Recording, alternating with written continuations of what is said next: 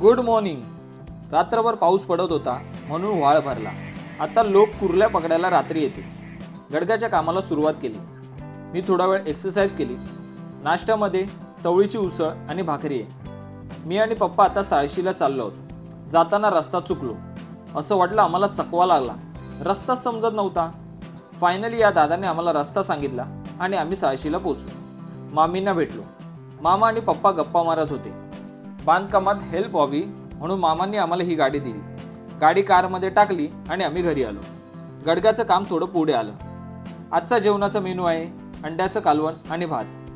पाऊस चालू झाला। थंडी वाजत होती म्हणून मी चुलीजवळ गरमी घेत होतो। पाऊस चालूच होता म्हणून गडग्याच्या कामाला ब्रेक लागला। पाऊस गेल्याशिवाय काम स्टार्ट होणार नाही। परड्यात माकडं आली म्हणून बगीरा त्यांच्या मागे गेला। निकिताने चहा केला आणि जान्हवीने मॅगी। चहा मॅगी खाऊन झाल्यावर निकिता पाऊस बघत दारातच उभी